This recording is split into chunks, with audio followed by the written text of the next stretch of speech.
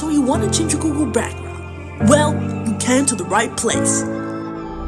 So first, click on the three dots in the top right hand corner. Then scroll down to the settings page and click that. Now, on the left hand side, scroll down to appearance and click on that. First thing that should pop up are the themes, so choose that. These are the themes that I can choose from, and they have a big variety. So, I think this is the theme that I had last time. It's fairly simple, just add to Chrome. So I'm definitely looking for a theme that's colorful and bright, but at the same time, modern. And they have something for everyone here too. Ooh, I really like this one, Grand Theft Auto.